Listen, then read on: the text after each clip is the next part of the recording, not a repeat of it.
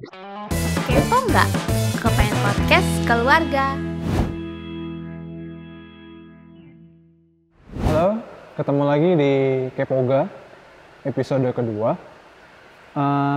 Di episode pertama kita udah diskusi sama Romo Cahyo mengenai keluarga dalam gereja Katolik secara garis besar.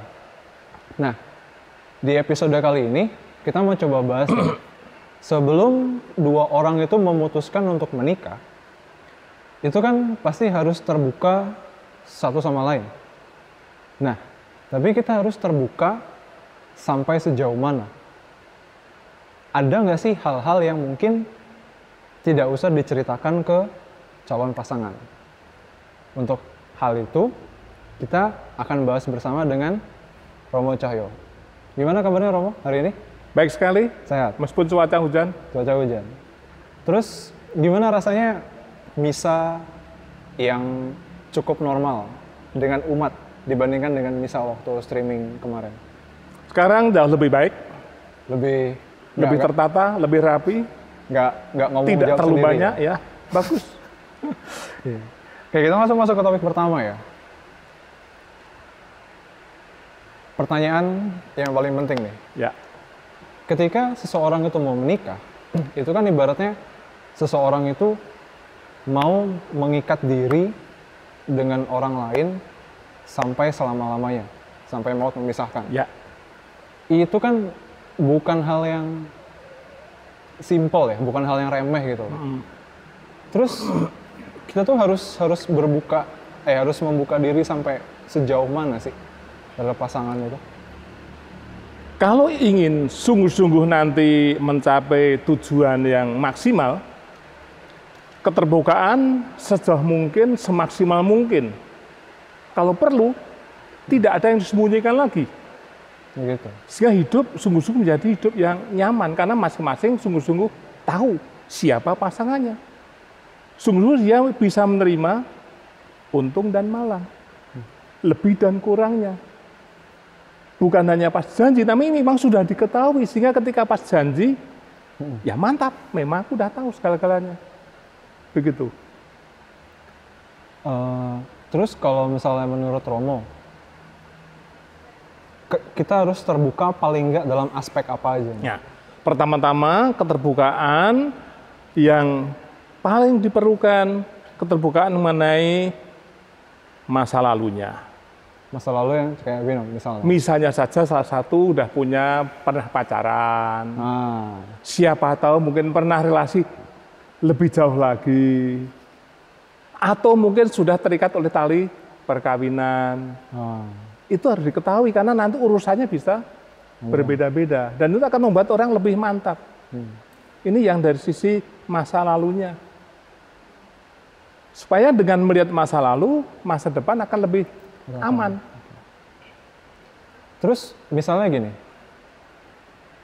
perlu nggak sih seseorang itu bukan jujur ya, maksudnya memberitahu secara total mengenai kondisi fisik gitu. Misalnya gini, mungkin saya terlihat sehat misalnya ya, tapi ternyata bisa jadi saya punya katakanlah penyakit jantung, mungkin detaknya tidak beraturan, atau mungkin saya punya talasemia atau penyakit yang tidak terlihat secara kasat mata, tapi ada. Ya. Itu perlu jujur nggak Itu sih? penting sekali. Karena nanti itu pendamping hidupku, teman hidupku, seumur hidup. Kalau nggak diketahui, itu akan membahayakan.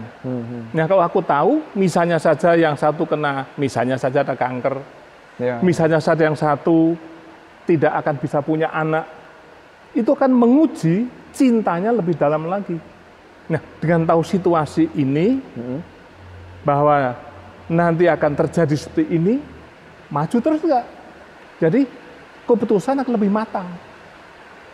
Untuk iya aku menikahi kamu akan lebih dalam.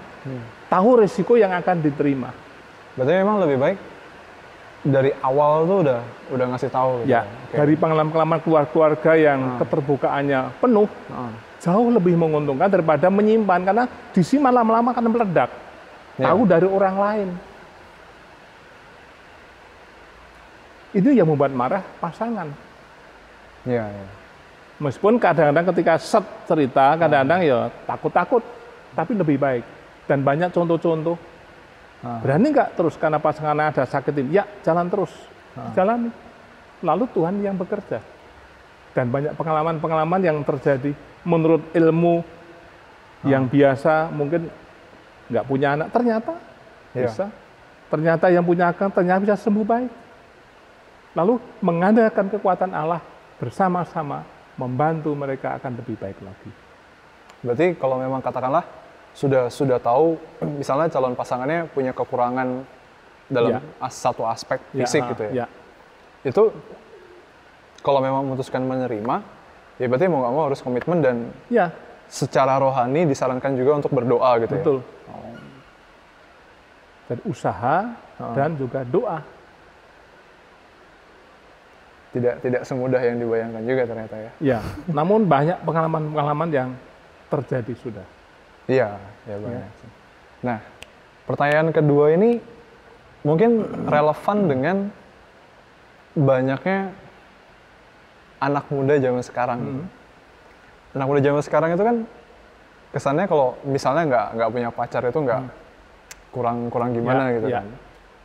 Terus juga ketika pacaran itu kan pasti ada berkegiatan bersama-sama. Ya. Bisa yang mungkin cuman pegangan tangan, cium kening, cium pipi, mungkin juga cium yang lain atau mungkin lebih dari hal itu gitu loh. Nah, itu perlu jujur juga nggak sih? Misalnya saya mau menikah, terus saya harus jujur ke calon istri saya atau mungkin calon suami. Saya sudah pernah ngapain aja dengan pasangan-pasangan saya yang dulu. Kiraku mungkin sampai ke mendetail apa yang dikerjakan, nggak perlu. Namun bahwa aku pernah punya pacar, pernah punya orang yang dekat, kiraku nggak usah dijelaskan, biasanya sudah mereka memahami dengan gaya pacaran yang sekarang ini. Ya, nggak usah ceritakan, tahu. Oke, mungkin ini pertanyaan yang mungkin banyak orang tuh agak takut, tapi gini lah. Kita tidak memungkiri juga bahwa ketika seseorang itu pacaran, bisa jadi sudah berhubungan seksual. Ya. Bisa jadi kan.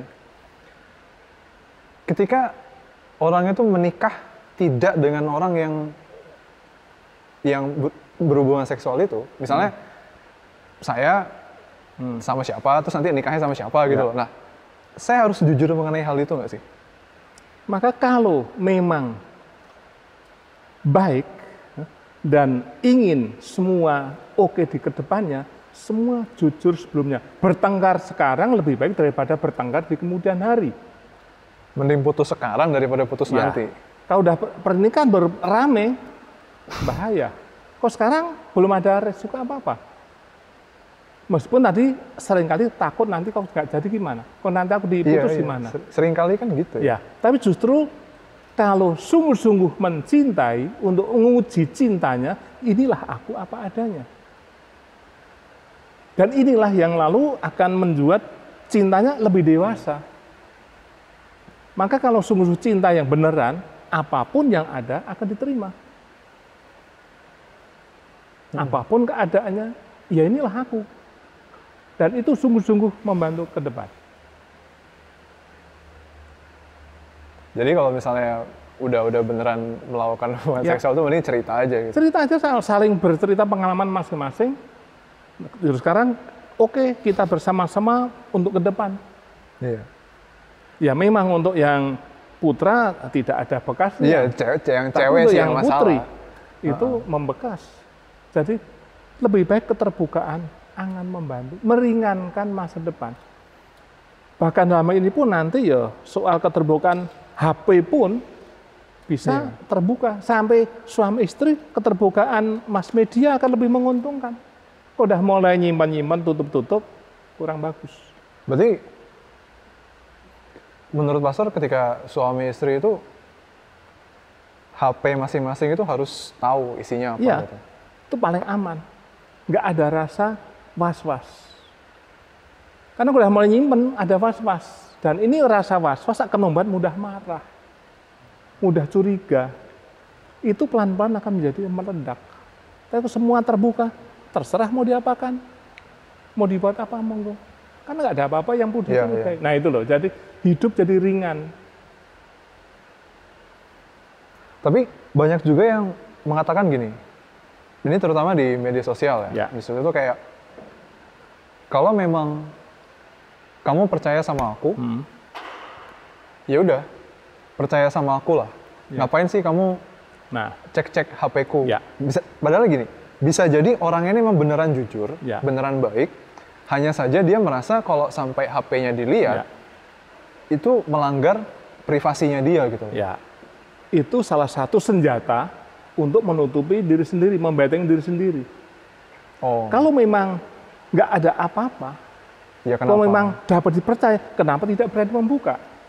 Kecuali ini masalah urusan rahasia jabatan, rahasia dokter, rahasia mungkin sebagai pekerjaan pimpinan gitu ya. lain. Tapi sebagai relasi pasangan, kalau merasa nggak ada apa-apa, namun nggak boleh, susah untuk dipercaya bahwa nggak ada apa-apa. Dan ini mau nggak mau iso mengganggu relasi. Dan itu tanda-tanda tuh masing-masing biasanya peka. Kalau sudah mulai ada Makin dekat, makin peka. kalau ada yang aneh-aneh gitu. Ya, ada aneh itu ada feeling itu namanya Iya. sudah menyatu tuh.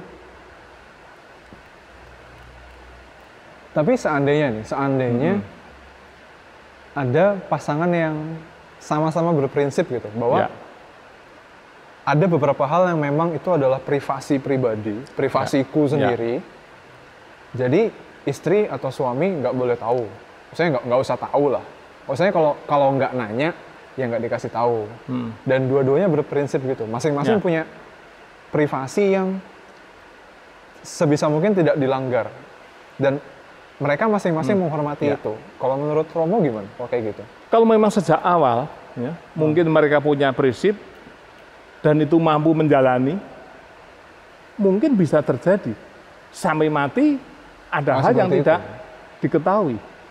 Namun apapun yang terjadi akan sedikit banyak akan mengganggu relasi. Meskipun bisa menjaga masing-masing baik. Tapi kembali, rasa-rasa dalam relasi akan terasa lebih dingin atau tidak akan bisa lalu begitu ya humoris, Ya, begitu terbuka, tentu akan terganggu. Nggak bisa ngeceng-cengin juga. Nggak bisa mau seenaknya, nggak bisa karena ada sesuatu toh. Iya, Menjaga-jaga ini jangan ini. Iya. Itu bisa terjadi, kasus-kasus itu terjadi. Lebih baik demi keamanan Iya. daripada nanti tak saya ceritakan akan lebih heboh. Oh. Ya, bisa jadi macam itu. Ya, Apalagi yang udah ada hal yang memang berat. Ya. Oke, pertanyaan selanjutnya.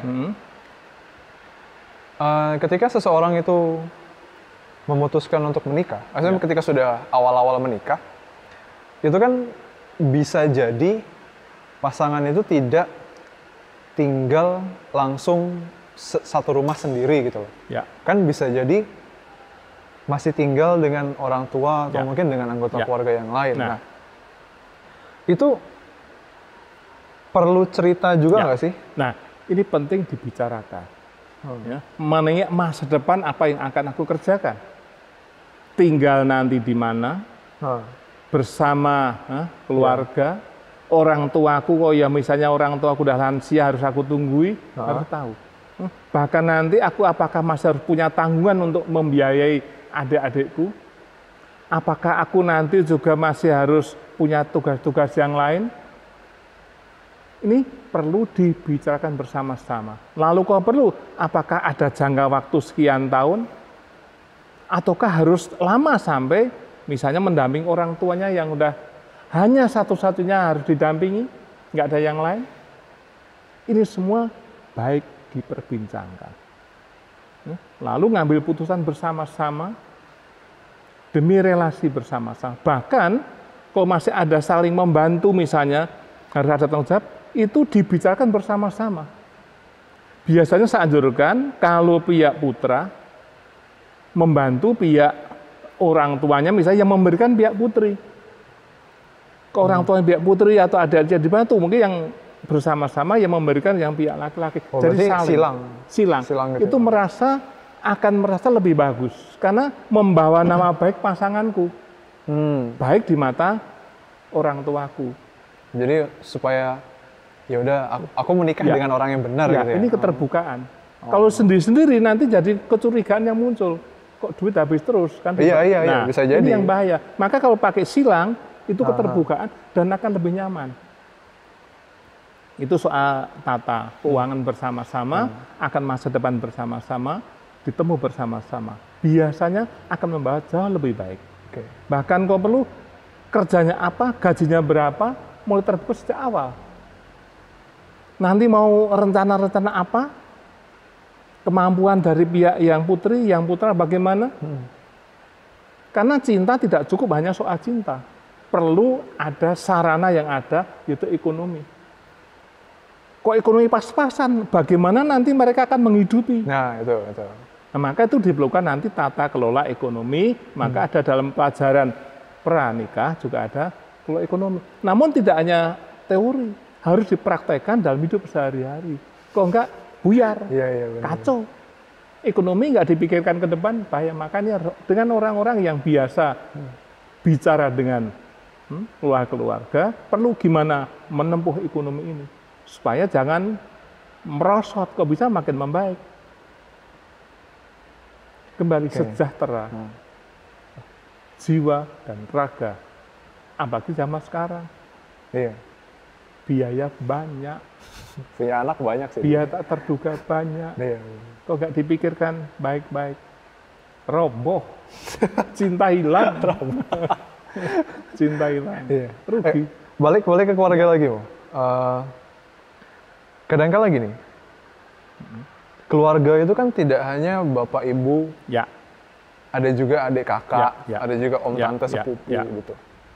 Dan bisa jadi ketika saya atau pasangan saya itu punya adik kakak, ya, kan ada kemungkinan ya, adik atau kakaknya ini orangnya agak dablek gitu. Entah orangnya memang terkenal nakal atau mungkin sering pinjem duit atau Ya.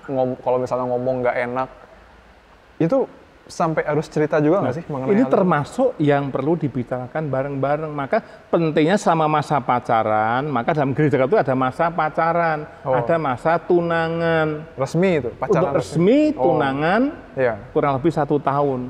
Mengenal lebih dekat keluarganya. Siapa keluarga di sana, kakaknya bagaimana, adiknya bagaimana, tahu situasi. Namun mereka masing-masing menjaga privasi masing-masing, menjaga kesucian masing-masing. Kalau aku menyayangi dia, Iya. maka aku harus menjaga dia. Meskipun sampai semua udah oke. Lalu ini tanggung jawab. Iya, saya ngerti maksudnya. Jadi tidak ada yang seperti itu. Nah, ini pertanyaan yang mungkin lebih relevan dengan cewek, misalnya. Ya, Di menyambung yang Romo bilang tadi kan,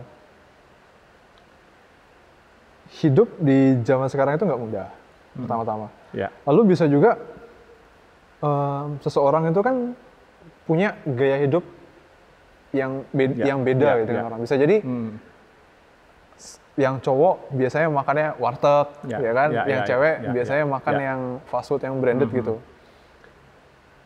Itu perlu nggak sih masing-masing itu jujur mengenai gaya hidup di keluarganya? Terus kalau di rumah, apakah dia biasa mengerjakan pekerjaan rumah apa enggak? Nah, ini penting sekali dibicarakan dan diketahui. Kesenangannya apa, hobinya apa, di rumah itu malas atau rajin. Jangan sampai nanti jadi pasangan ternyata masak pun nggak bisa. Cuci-cuci nggak bisa. Ya, yang cowok benerin mobil nggak bisa. Nah, padahal harapannya aku punya pasangan yang akan membantu hidup saya. Maka disinilah tadi pentingnya tadi untuk mengenal pasangannya, juga di rumahnya bagaimana, bisa omong dengan orang tuanya, bagaimana anak ini, nilai-nilai positif apa yang ada, apa yang kekurangannya apa. Ini perlu diketahui. Maka selalu yang lalu saya katakan masing-masing membuat evaluasi apa lebihku, apa kurangku, lalu itu masing-masing buat ditukar bersama-sama. Yang mungkin bahkan yang saya dengar apa dari yang lain.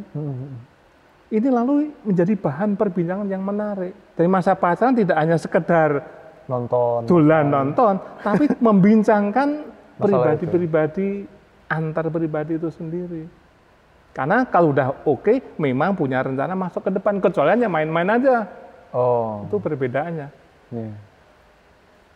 Iya, aku memang mau nikah. Hayo serius. Tapi perlu nggak sih, misalnya gini, kan kadang itu stereotipnya adalah laki-laki itu bisa membenarkan sesuatu yang rusak. Dan cewek itu bisa ngerapiin rumah, masak, DLL lah.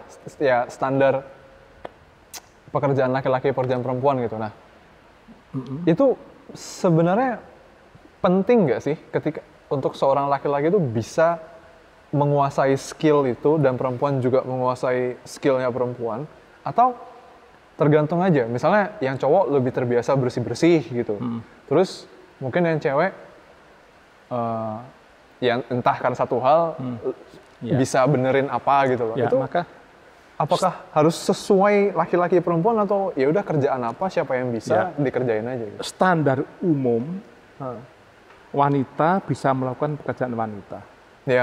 Pria ke wanita, pria dan pria. Namun untuk saling membahagiakan, untuk bisa menjadi murah hati, saling memberi, itu harus masing-masing bisa masuk ke dalam yang lain. Ya. Misalnya kalau pas pasangannya sakit, yang laki-laki pun bisa mencuci pakaian, bahkan bisa masak. Ketika pasangannya tugas jauh, di rumah bocor rumah, dia juga bisa bertindak sesuatu. Kalau iso sampai seperti itu, hidup makin kuat. Tidak terlalu membatasi, ini tugasku, ini tugasmu.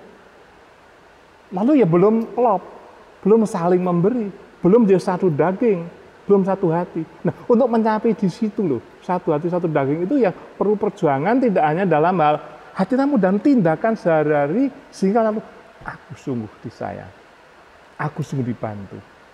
Pasanganmu memang membantu hidupku, meringankan hidup. Itu saling merasa dibantu. Ini baru kuat hidup. Seperti roda gigi gitu. Ya kuat, kok masih jauh yang meleset.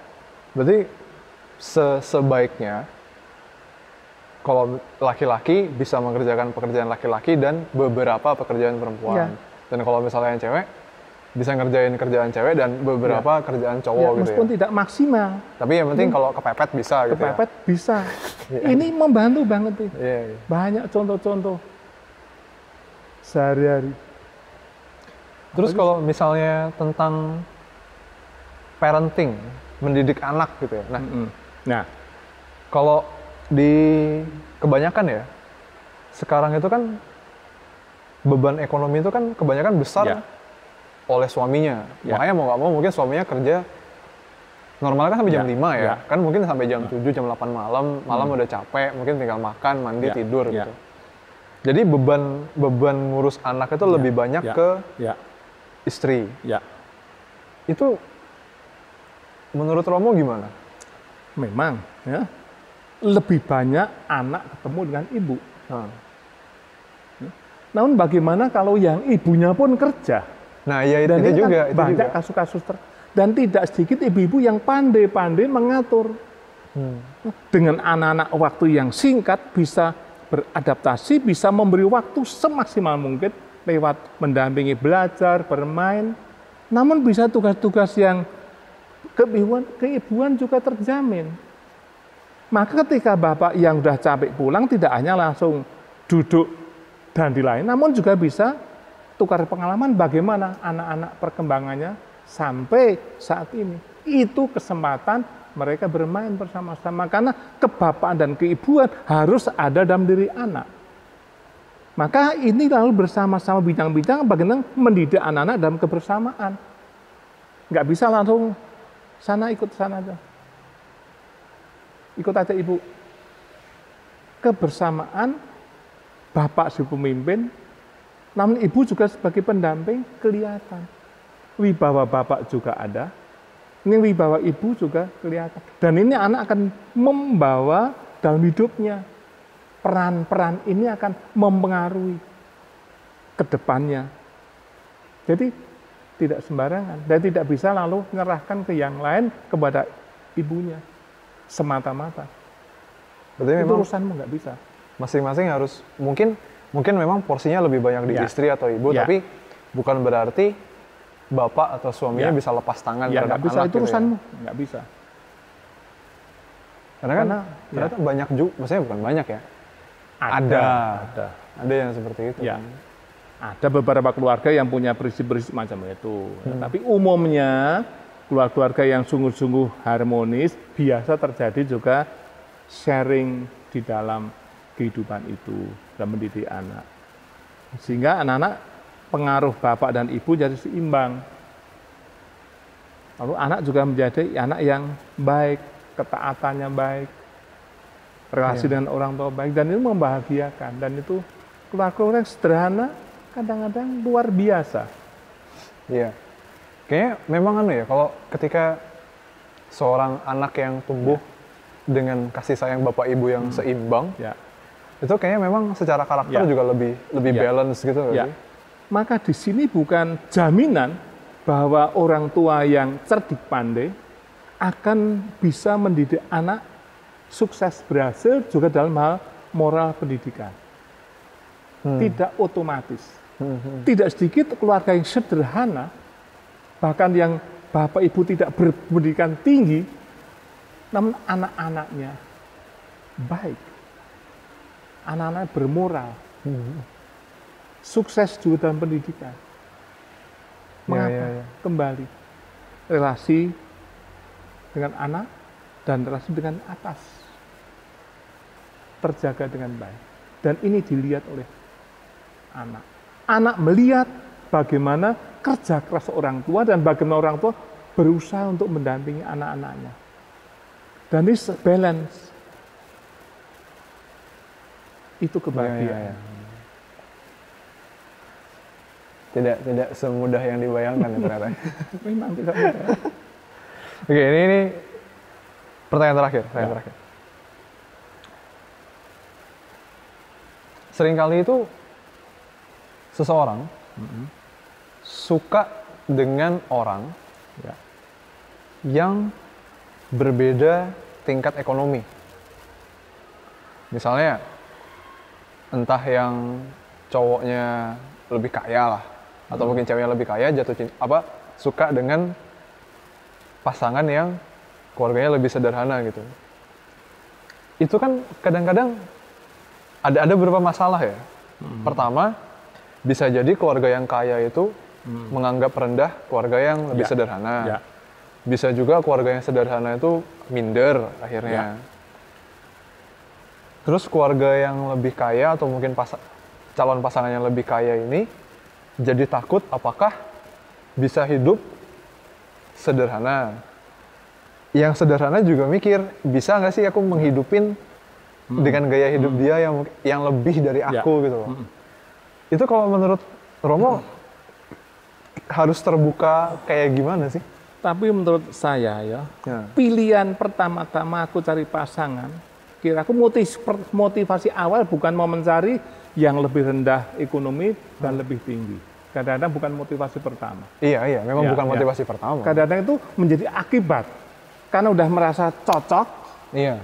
Nah, taunya iya, benar, loh, benar. kok pasanganku kok ternyata itu, ngono loh. Saya bukan pertama tak cari yang Iya. lebih rendah lah, yang lebih miskin lah, enggak. Tapi udah ketemu dulu, Iya. asa gaduh, loh ternyata pasangan saya memang lebih rendah. Nah, lalu mulai diperbincangkan. Nah, maka tadi pentingnya omong-omong bersama-sama. Supaya nanti jangan saling merendahkan dan saling menyombongkan diri. Karena dari keluarga, nanti dua keluarga besar akan bahaya kalau saling meninggikan dan menyombongkan dan merendahkan yang lain. Lalu tidak lagi nilai Kristiani, kasih itu akan tercurah. Bahwa masing-masing punya lebih dan kurang, oke, memang harus saling melengkapi. Baik ekonomi maupun hal-hal lain. Kalau pasangan kurang, bagaimana istri juga membantu. Kalau keluarga pihak orang tua, ayo bagaimana bersama-sama kalau masih memungkinkan membantu. Inilah gotong royong, inilah cinta kasih. Ada empati dengan orang tua. Dekat dengan orang tua, itu termasuk pendidikan untuk anak-anak. Bagaimana menghargai orang tua. Kalau orang tua nggak bisa dekat dengan orang tuanya, anak-anak juga bisa jadi nanti nggak bisa menghargai orang tuanya. Karena dapat contoh tadi. Teladan hidup amat sangat penting.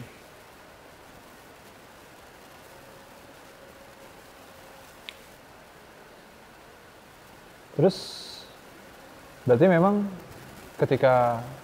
misalnya ketika udah mantep gitu, mantep, berarti memang udah harus secara ekonomi paling nggak udah harus tahu Ya. kalau misalnya masing-masing kerja, masing-masing punya gaji berapa. Terus kan bisa jadi gini nih, ketika seorang perempuan menikah, dia bekerja, Ya. ketika ngurus anak kan bisa jadi dia keluar dari kantor atau keluar dari pekerjaannya untuk ngurus anak. Itu juga harus saling terbuka. Apakah nanti biaya selama istri belum bekerja ini ditanggung oleh suami, atau mungkin istri mau sambil kerja di rumah gitu ya? Apakah harus sampai terbuka segitu juga? Itu biasanya berjalan seiring dengan waktu. Oh, Udah ada anak, bagaimana si ibu mencari pekerjaan, kok nggak ada kerja, bagaimana nanti anak momongnya siapa, maka seringkali melibatkan orang tua mbahnya. Dilibatkan. Iya benar juga. Itu menjadi salah satu jalan. Namun ada yang nggak bisa, ya udah lalu ada pembantu, kan harus ada yang mendampingi. Ada yang lalu ditempatkan penitipan. Di zaman ini banyak cara. Demi mendukung rumah tangga kuat dan semua serasi, aneka macam cara bisa ditempuh. Apalagi sekarang zaman komunikasi mudah. Dari kantor bisa mengecek bagaimana Ya, anakku, video call misalnya. bagaimana video call atau pakai CCTV di mana-mana, Iya, semua benar. bisa diatur, bisa dilihat. Ya. Asal semua ada tadi keterbukaan, semua nyaman.